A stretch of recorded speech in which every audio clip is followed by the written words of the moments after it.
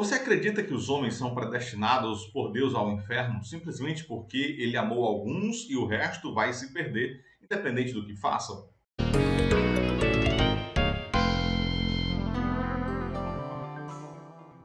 Neste vídeo, nós iremos falar um pouco sobre a predestinação, se ela é bíblica ou como devemos interpretá-la segundo os critérios apresentados na Bíblia Sagrada. Mas, antes de mais nada, precisamos entender que esta doutrina da predestinação é bíblica, porém, ao mesmo tempo é complexa, porque não é apenas dizer os homens são predestinados ao céu ou ao inferno, ou dizer que os homens apenas possuem livre-arbítrio e assim podem decidir qualquer coisa. Absolutamente não. A Bíblia tanto nos informa da predestinação que Deus estabeleceu, quanto também nos informa do livre-arbítrio que Deus possibilitou aos homens. E no meio dessa história, temos dois grupos que debatem sobre este assunto, que são os arminianos e os calvinistas. Os arminianos defendem a predestinação com a eleição condicional e aí inclui o livre-arbítrio. Os calvinistas defendem a predestinação com a eleição incondicional e aí então excluem o livre-arbítrio. Em outras palavras, para o arminianismo, toda a humanidade é eleita e predestinada em Cristo para o reino de Deus, mas de fato somente alcançarão este reino aqueles que decidirem se por Jesus como Salvador. Caso contrário, continuarão perdidos. Deus não obriga ninguém a ser salvo, ele se dispõe a salvar aqueles que o aceitarem. Para os calvinistas, apenas uma parte da humanidade é eleita e predestinada para o reino de Deus, e de fato estes alcançarão independente do seu desejo. Afinal, a soberania de Deus não pode ser contradita, ou seja, sendo Deus soberano, ao decidir salvar uma pessoa, ela será salva, não importando quando ou como. Nesta situação, Deus obriga o homem a ser salvo e o homem não poderá rejeitá-lo.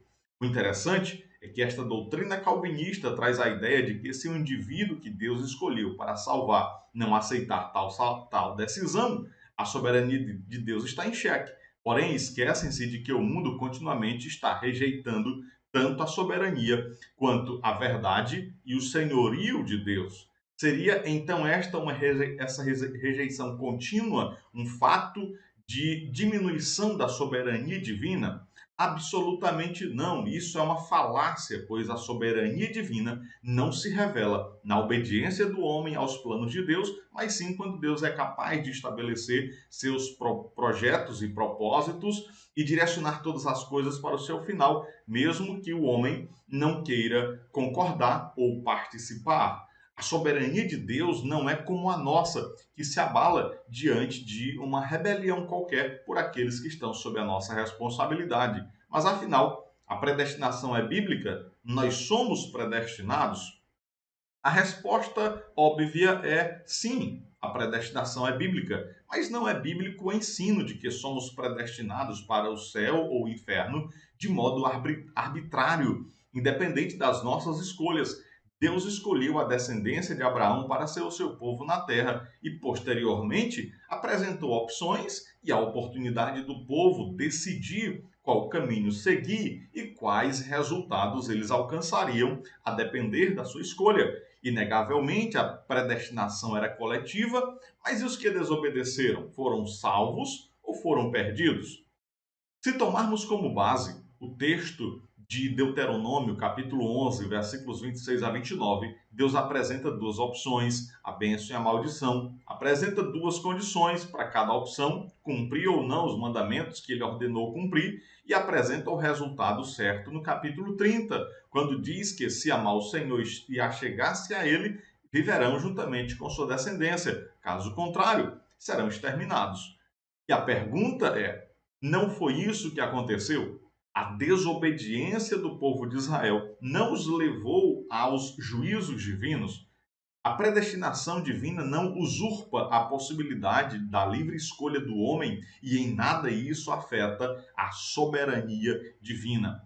Outro texto interessante é Romanos capítulo 1, onde Paulo discorre sobre a soberania de Deus e o poder do evangelho, mas ao mesmo tempo discorre sobre a obstinação do coração do homem em desobedecer a Deus, rejeitá-lo, confrontá-lo, ignorá-lo e tentar usurpar o seu lugar. E a pergunta óbvia é possível que nenhum desses indivíduos tenham sido escolhidos por Deus para demonstrar o seu amor? Ou é mais possível que estes indivíduos decidiram em seus corações não aceitarem a salvação divina? Ora, não é isto que Paulo está dizendo sobre Deus no versículo 18, quando diz que Deus apresentou a estes mesmos homens e mulheres a sua justiça, a sua verdade, o seu poder e a sua divindade, e eles simplesmente decidiram ignorar e ainda se rebelarem?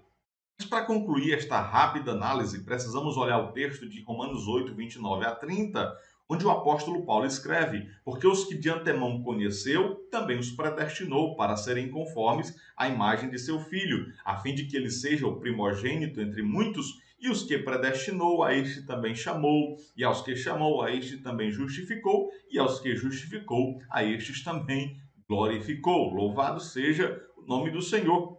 Mas quando olhamos apenas para esta parte do texto, pode trazer a impressão de que Deus é quem escolheu alguns para irem ao céu e, como consequência, o restante ir para o inferno, pois aqueles foram escolhidos para Deus mostrar seu amor, o restante não foi escolhido.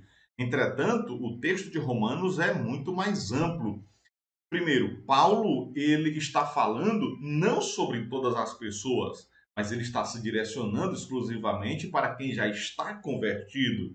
Ora, se apenas eles foram conhecidos e predestinados, e os crentes posteriores não seriam também escolhidos? Pois Paulo está falando deles. Segundo, antes de falar sobre a suposta predestinação incondicional, segundo os calvinistas, ele está esclarecendo para os irmãos o livre-arbítrio. E não é qualquer irmão, mas os mesmos que lá na frente serão chamados de predestinados. Ele vai dizer, em outras palavras, se vocês mesmos, sendo conhecidos, predestinados e chamados, se viverem segundo a carne, morrerão, ou seja, serão condenados, porque a morte aqui, claro, é espiritual. Terceiro, Paulo vai falar sobre o que poderia arrancar um convertido da presença de Deus. E o fraseado aqui não é de imposição, mas de comparação, ou seja, ele não está dizendo que nada disso consegue separar de Deus um escolhido, mas é que o amor é tão forte, tão especial, que nenhuma dessas coisas presentes nos versículos 35 a 39 do capítulo 8 de Romanos pode separar o homem. Agora, finalmente, temos o texto de João 3,16, que mesmo diante da sua clareza absurda, ainda é utilizado para advogar uma predestinação condicional, ou seja, Deus ele enviou Jesus apenas para os seus eleitos. Veja, o texto de João 3,16 diz exatamente assim: Porque Deus amou o mundo de tal maneira que deu o seu Filho unigênito para que todo aquele que nele crê não pereça, mas tenha a vida eterna.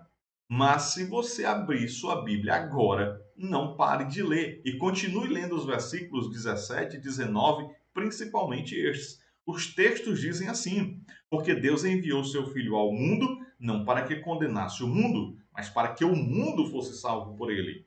E a condenação é esta: que a luz veio ao mundo e os homens amaram mais as trevas do que a luz, porque as suas obras eram más.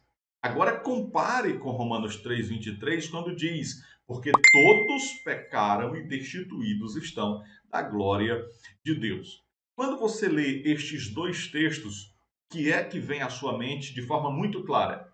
Não é que todos, sem exceção, precisam de um Salvador e que este Salvador está disponível ou veio para todos estes necessitados? Mas se ainda está na dúvida, leia Romanos 3, 20 a 23 e você vai encontrar Paulo dizendo que a lei não salva ninguém, mas a justiça de Deus se manifestou para todos e sobre todos os que creem, ou seja, a justiça é para todos, mas está apenas sobre todos os que decidiram crer em Jesus, que é o justificador.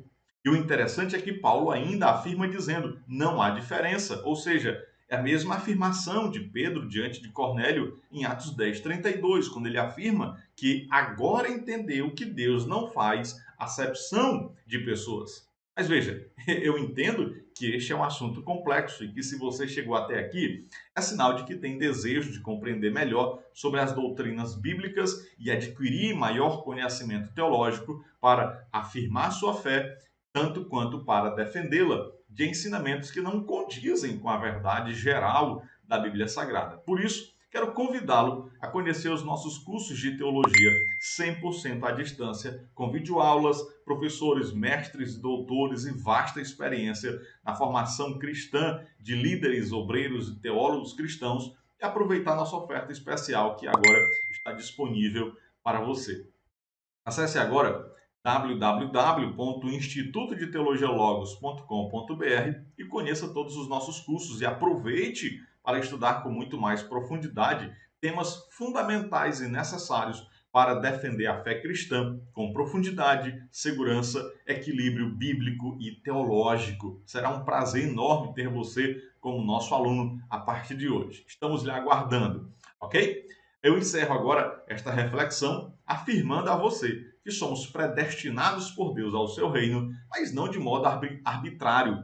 E isso é importante entendermos, pois precisamos nos conscientizar de que o céu é tomado por esforço e, portanto, precisamos continuamente colocar em nosso coração o firme propósito de continuar agradando a Deus durante toda a nossa jornada cristã, que o apóstolo Judas chama em sua carta de batalha pela fé. E Paulo, escrevendo a Timóteo, diz que somos guardadores de um bom depósito.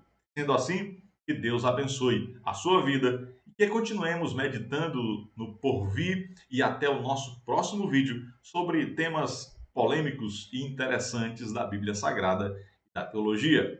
Deus abençoe, fica na paz.